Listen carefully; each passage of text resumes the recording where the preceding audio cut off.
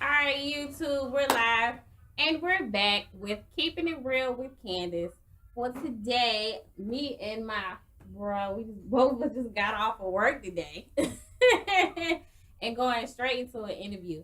So I want to bring Mr. Maurice Smith onto the live and onto my YouTube to talk about his journey in college and getting his PhD. Woo! Kudos to you, Maurice. Let me tell you something. I stopped to get my bachelor's. I wanted to get my PhD, but my brother went all the way to the top. So, Maurice, on my show, I always ask people for a topic that they want to talk about. But I specifically asked for this one because of your accomplishments. And also, I like to give people a chance to give a definition of whatever their topic is. But I want to start off with you asking, what does the PhD mean to you? The PhD to me, and when I say PhD, I mean doctoral program. Doctoral? So basically, going through the steps of, I even go through K through 12 to, getting to the bachelor's degree, which is, that component, a master's degree, which is a little bit more technical, and then getting into a doctorate where you have extensive, very, very driven coursework and research that prepares you for, particularly PhD prepares you to be in academia,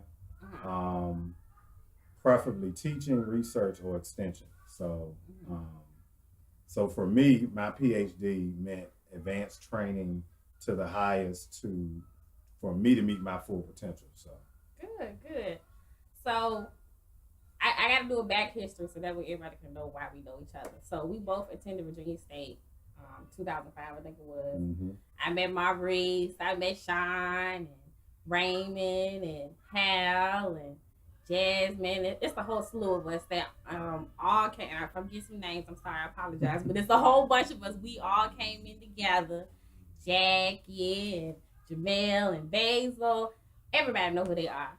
So we all came in school together, and when you go to college, the black trend for the families are get your degree, education, your bachelor's, your master's, your PhD. But we all came in together wanting to get a goal, and that was to better our education and to get into a field that we wanted to so-called work in. So when all of us met each other, either some of us stayed, some of us dropped out, and some of us were able to at least get our bachelor's. So I just want to, I guess, get a little bit, not so much far into, but your experience in college on the bachelor's level. well, particularly at Virginia State, Virginia State is a land grant institution. So when we talk about land grant, we talk about foundations in agriculture. Um, Kind of looking at it from not a farming perspective, but you do have the ag, which is farming. You have economics and business, hospitality management, education, business, environmental, and I mean, ag is a pretty big known major. But my focus on my bachelor's was focused on ag, business, and economics.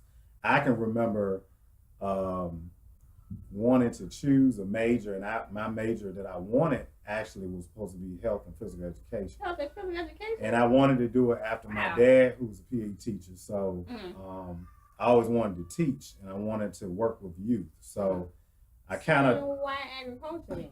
So I attended Sussex Central High School, home of the Tigers, which is the best high school around. Okay. I'm gonna just put it out there. Wait a minute, Petersburg High School. Sussex, Sussex produced leaders. So Petersburg. Go ahead. I'm sorry. We had USDA, United States Department of Ag, has an 1890 scholarship for those high school students that's out there that's listening to this. They have a scholarship you can apply for to get a full ride to go to school, 1890 institution. That's good. I applied. I didn't receive it as well, but I did receive other scholarships to go to Virginia State in the College of Ag. I was like, what should I major in? And I was like, I don't know. This is not health and PEs, but I really like business. I like dressing up, like putting on suits and stuff like that. So maybe that could do it. And I like to eat. Who don't like to eat? So that drove me to want to major in ag business and economics. And I mean, I hit the ground running and got into my coursework. And not only what I see a lot of students do, don't just go to class, try to get out and outreach. When they talk about they need students for community service or going to internships or going to help a faculty member, that's how you get your face out there.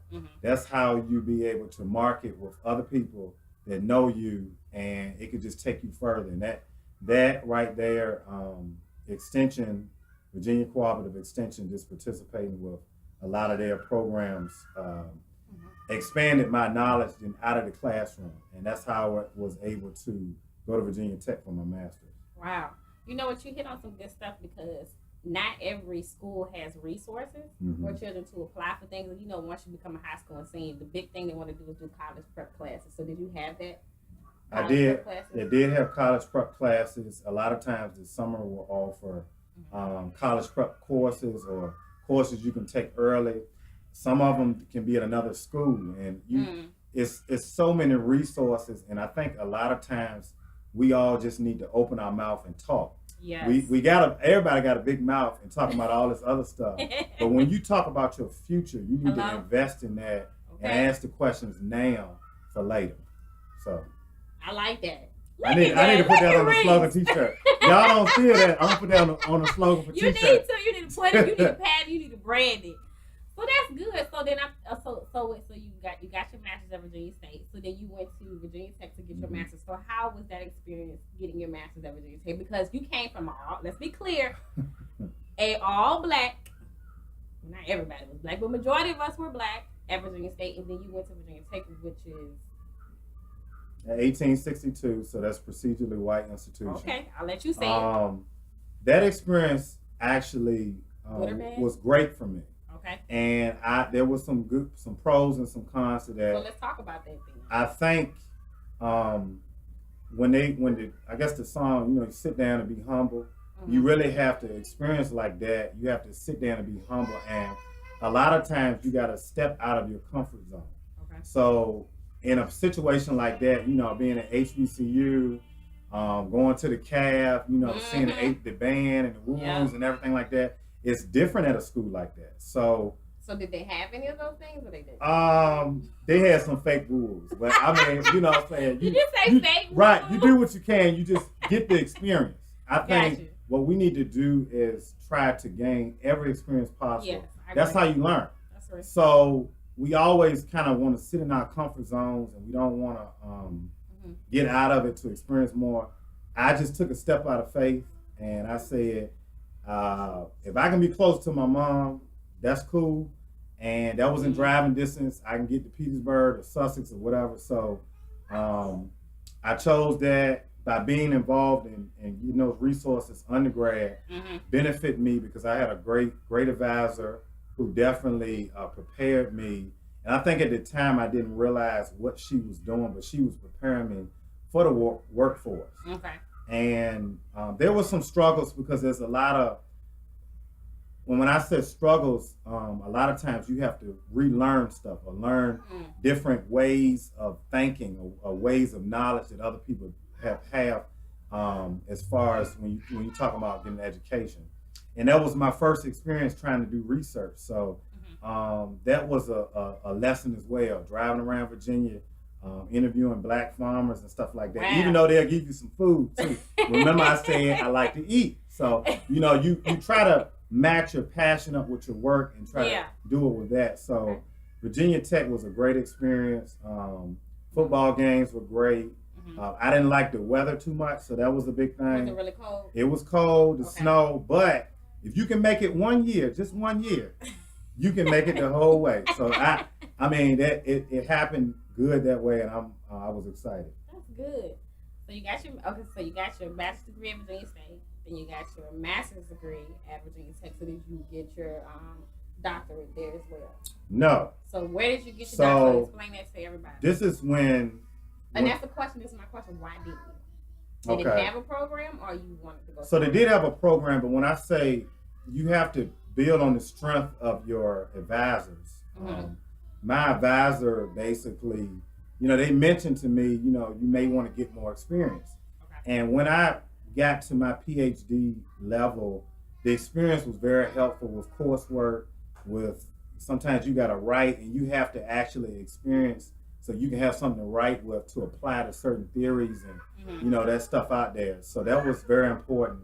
I wanted to do something different. You always don't want to, I know for me, I didn't want to stay in a comfort zone. I wanted to experience something different. So to me, things have to make sense. Okay. Where can I drive in maybe a 5 to 6 hour radius to come back home? Family is important to me. Will I have support at another school? Are they going to fund it? Funding is a great thing. Right. I had someone always tell me, if they ain't gonna pay for a graduate degree, you might want to think elsewhere. So, and it's programs out there. It's just asking the right questions at the right time. Right. Are they gonna have support for being, a black student? Do they have a good black faculty, diverse faculty? Is the food good? Do they got churches, barbershop? Because I like fresh cuts, right?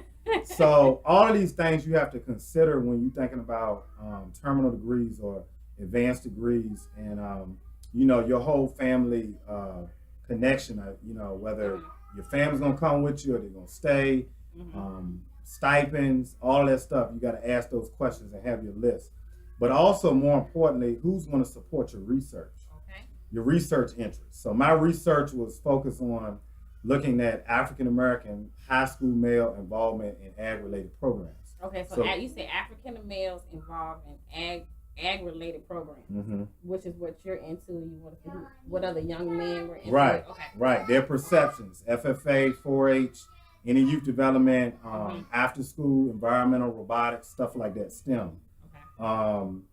So Penn State just paved the way for that. I had a lot of my organization, Manners, for all of you out there that know Manners, Minorities in Ag, Natural Resource and Related Sciences, is a powerful organization, very diverse, so many sponsors, collaborators, chapters out there, prepared me to be able to network and market with the right people at the right time to get me to Penn State.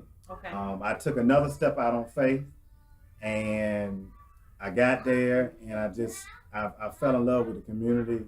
I had great support, a great advisor, who also tested me as well and prepared me for now. And I what tested me. Right. So I had to have some come to Jesus moments. Come to Jesus. So, and that's fine. And that, I think when you have times like that, it strengthens you as a person to get to meet your full potential. Right. And it's just a once in a lifetime experience. Yeah. I would have to say that now that drive to where Reese is was long. He better be glad he my brother, because me and Jackie drove that ride. It was a long ride, but it was worth it. I would have to say having that experience with your family and with the people that with the school that work at your school and that were over you, they seem like they helped you grow a whole lot. And we make jokes, test it, but I can tell the difference in how they were proud of you. And how the accolades, Reese got a lot of accolades. And I know Reese for being silly, but when Reese is focused, he's focused. And I can tell that they were very proud of you. And I have to say, as a friend and the rest of us, we were very, very, very proud of Reese. I mean, we didn't know he was going to hit the ground running, but the boy hit the ground running. He was, and the rest of us was like, hey, Reese, where you at? But he never stopped. And the reason I wanted to touch on this topic is because sometimes it's taboo for us to go past getting our bachelor's. And some of us just stop at getting our master's, because it's a long stretch in school. Like, how long you in school? Like, what? It's been a lot of years. 2005 to now, 2017. 2017. That is a long time, especially like people who get their doctors and nurses. Yeah. Sometimes it takes years. You have to be dedicated and not give up and be consistent. And I would have to say, what I see with Reese is his dedication and being consistent, but for real, your family backs you up a whole lot. Yeah. And I would say his sister, his mama, all of us to move Reese from one place to another, but you had your mindset on a goal and you went for it. So I guess my question is to all of us, do we have our goals set for us? Are we going to be consistent? Are we going to stop, or are we going to get back on the wagon and try to finish out our goals? And I would have to say, Reese, I'm not putting you up on no pedestal, but I'm stating that this is a testament of an African-American man doing something with his life and going all the way for what you want to reach. So my question to you is now, where are you working now? So where are you working now? So, and what's your title? It is good to be back home. Virginia State University hired me as the youngest assistant professor and 4-H extension specialist. Look at God want to do it. Look at God want to do it. Want to do it. At VSU, and it was a humbling, just a welcoming, exciting experience coming back. And I'm ready to hit the ground running again because we want to help our youth. And the expertise, the knowledge, just everything that I can do to make the best better, I'm going to do that. So it's good to be home. So do you have your own class? Do you have students? So right now I'm doing more statewide work. Okay. Trying to better some programs and try to change some different things than what we were doing before on the 4-H level. Bringing in some new programs at VSU, so be on the lookout for that, and just to help a lot of students that are thinking about other decisions as far as their major, to support the staff in that right now. I'll probably be teaching in a couple of years, but I'll be embedded in about every program or educational experience in the College of Ag there at VSU. Well, I'm glad to see that you came back to state, because sometimes, people can get their degrees and don't come back to the school that they, initially graduated from or their parents were connected to. So I just think it's a beautiful thing to see you back at state and being able to give back where you started from. So again, I really wanted to bring this topic to light again. I use this show to give back to the community because people need to see faces like yours, other males, younger males, and mothers who are raising African-American males, to show them that your sons and daughters can be successful. Whether you go to college or not, whatever God has for you to do is for you. Some people don't have a degree and they're still successful. But we're just stating that if you have one, go for it. If you have consistency, don't stop. If you have a goal for you, keep going. Whatever field you want to work in, choose that field and say, hey, I'm going to do something with this degree. And I hear you talk about, giving back to the community, which is good, and the 4-H program. So are you still involved with the 4-H program? I'm still involved with the 4-H program. I'm on the state leadership team for the 4-H program in Virginia, working with Virginia Tech. So it's kind of a great connection coming back, working with both schools. And they noted at a meeting that I was really the son of Virginia when it going from both schools and being able to work and come back to give my expertise to. So I'm excited for the challenge. Start your kids out early. Yes. Put them in every educational experience that you can, and keep that focus and put them with just the right group. The right group. Yeah. Oh man, this is good. I just appreciate you coming on the show, because I just wanted to put Reese on the forefront. I want to get some other people as well that have, even if you got your bachelor's, your master's, even being with the school, we can sit and talk about this stuff and people's goals. Again, which I do want to touch on a little bit. How was your family a big support for you? Family, well, first of all, I want to give a shout out to my Lord and Savior Jesus Christ. Could not do anything, and all of the accolades don't mean nothing if you ain't got God in your life. Because when I say I had numerous of times I had to come to Jesus' moment, y'all don't know. If you don't know the Lord, you need to go find, for real, right now. Put away, stop your car and just say a prayer. Stop your car. So my family, I really, really thank God for them and my friends. Yeah. Being able to come home sometimes, and that's why I said choosing the right decisions. My family and my friends kept me sane.